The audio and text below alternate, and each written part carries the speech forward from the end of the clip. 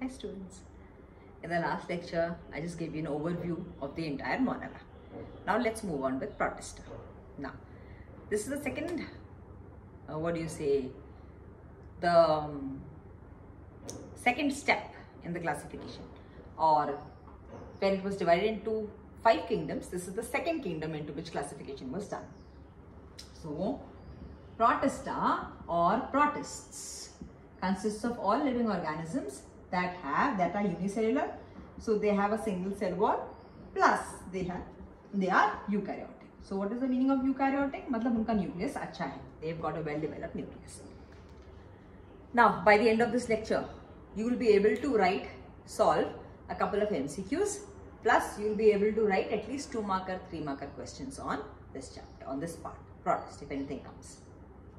So please pay kind attention. Now, protist includes 5 categories. Protista are classified into 5 categories. Protista again are all aquatic organisms. They are all single-celled organisms. They are found in deep seas. They are omnipresent in the seas. They are present in deep oceans. They live in the harshest of environments. Protista की खास बात है कि Protista is said to be a connecting link between the unicellular world on one side and the multicellular world on the other side. So if you go back and remember the last chapter, we had divided into 5 kingdoms: Monera, Protista, Fungi, Plantae and Animalia. It is Protista which is said to be the connecting link between the unicellular world and the multicellular world. Isn't that fascinating? So all protists, जब हम protists को classify करते हैं, they are all said to be ancestors. So there are plant-like protists who are said to be ancestors of plants. There are animal-like protists who are said to be ancestors of animals, and there are fungi-like protists who are said to be ancestors of fungi. So ये बात एक बहुत fascinating बात है that kingdom Protista is a connecting link between the unicellular world and the multicellular world. Protists are classified into 5 categories. The first is chrysophytes. Chrysophytes. अगर साफ-साफ शब्दों में बोलूं तो all diatoms of the world come under the category of chrysophytes. और ये diatoms जो हैं, इनकी जो cell wall होती है, ये बहुत thick silicaceous cell wall होती है. And over centuries and millions of years ये जो diatoms sea में रहे हैं, इनका जो खत्म हो गए हैं, इनकी जो cell wall है, वो सिलिका इतनी इकट्ठी हो गई है नीचे, that is referred to as diatomaceous earth. तो अगर chrysophytes के ऊपर एटमेशियस, अगर क्राइसोफाइट्स के ऊपर अगर एक लिखने को आए कुछ 2-3 मार्कर क्वेश्चन, 2 मार्कर या 3 मार्कर, तो you can easily point it out as all diatoms come under the category of chrysophytes, and diatomaceous earth which is found beneath of the oceans is actually dead chrysophytes. Now chrysophytes का एक खास जो character है, that is the cell wall arrangement. The cell wall has got a typical matchbox or a soap box like arrangement. तो जैसे एक माचिस का डब्बा है, एक माचिस का डब्बा एक के अंदर दूसरे के अंदर ऐसे चला जाता है और फिर बाहर निकल आता है. That soap box arrangement is the classic of the cell wall of chrysophytes. 3-4 points आपको मिल गए इसमें कि क्राइसोफाइट्स को कैसे अगर क्वेश्चन आता है तो आपको कैसे लिखना है. Let's come to the second. The second category is called as dinoflagellates. Dinoflagellates. Dinoflagellate का मतलब है there are 2 flagella. Text book के अंदर जो डायग्राम बना हुआ है कुछ इस तरीके का बना हुआ है, उसमें से 2 flagella हैं.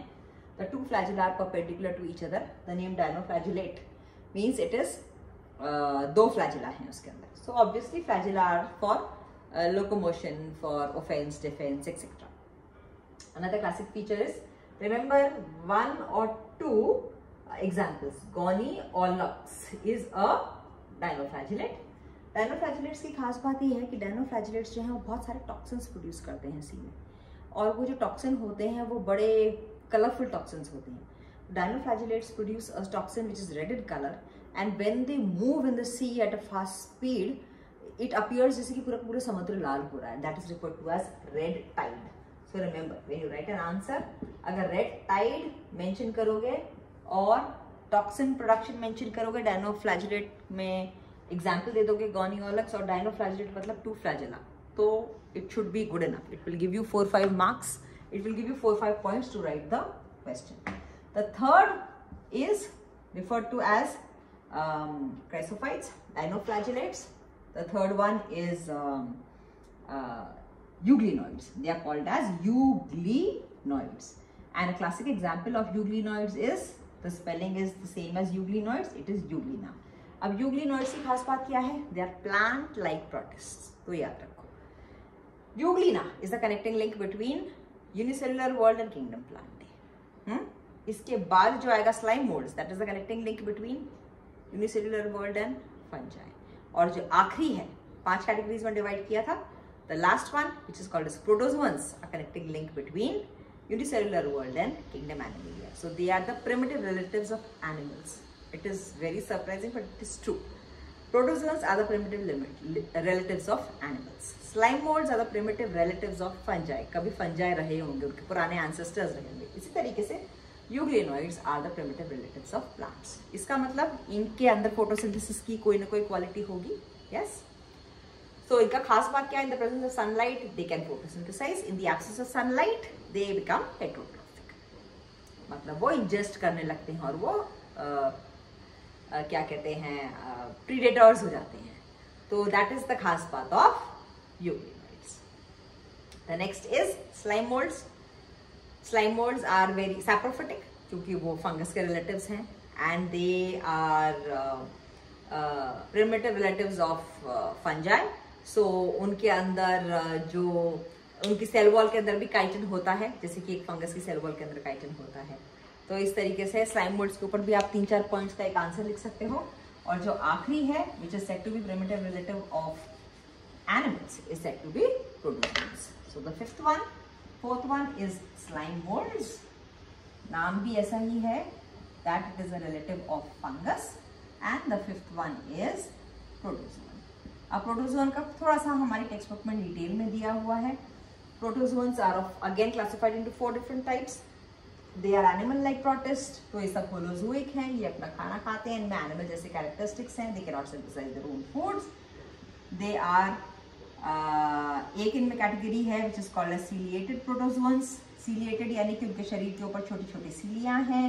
सीलिया यानी छोटे छोटे से बाल which help them in locomotion etcetera. और इसका क्लासिक एग्जाम्पल है Paramecium. Paramecium, which causes diseases, diarrhea, etc. in human beings and cattle and animals, is an example of a ciliated protozoan. Second example is that of a amoebic protozoan.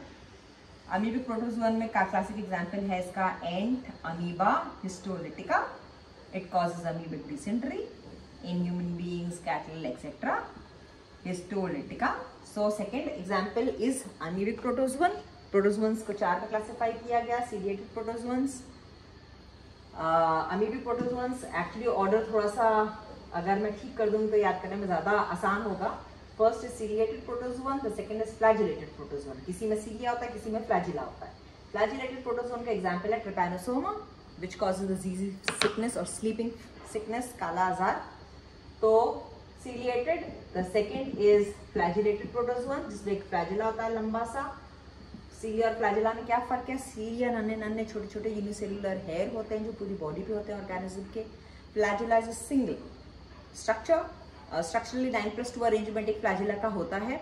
So when you further study the chapter of or you can maybe turn the pages and look at the difference between a cilia and a flagella, structurally they are different. You will find this detail in cell structure. Cell का जो पूरा chapter है cell organelles का, उसमें. The second is flagellated. The third is amoebic protozoans, which includes Entamoeba histolytica, and the fourth would be sporozoan. Amoebic protozoan and sporozoan. तो अगर तुम्हें इसके ऊपर लिखने को आए तो protozoans are animal-like protists. They are primitive relatives of animals. They can be classified into 4 types. Ciliated protozoans, जिसका एग्जाम्पल आता है Paramecium.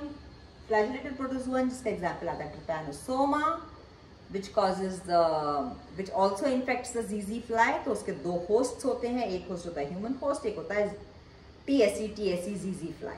उसके अंदर उसकी आधी लाइफ साइकिल होती है और जब वो फ्लाई काटता है किसी ह्यूमन बीइंग को तो उसकी बाकी आधी लाइफ साइकिल ह्यूमन बीइंग के अंदर होती है, जिसमें कि आदमी सोता चला जाता है. That is what is called as sleeping sickness disease. The third example is amoebic protozoan, which is Entamoeba histolytica. अगर तुमको अमीबा का डायग्राम तुमने बचपन से देखा है, याद हो, अमीबा में सुडोपोडिया होते हैं. So this is a very classic amoebic protozoan. Entamoeba histolytica. And the last one is sporozoan, जिसका क्लासिक एग्जाम्पल है हमारा malarial parasite which is also called as Plasmodium. अलग अलग स्पीशीज हैं इसकी, चार अलग अलग स्पीशीज हैं प्लाज्मोडियम की। प्लाज्मोडियम वाइवैक्स जो सबसे ज्यादा मलेरिया कॉमन मलेरिया कॉज करता है, प्लाज्मोडियम फैल्सिपेरम, प्लाज्मोडियम, अलग 4 वैरायटीज हैं, स्पोरोजोन की कैटेगरी में आते हैं, मतलब वो स्पोर फॉर्मेशन करते हैं। Yes, so this is how you can write a few lines on kingdom Protista. In the next lecture I deal with details about kingdom Animalia and kingdom Plantae.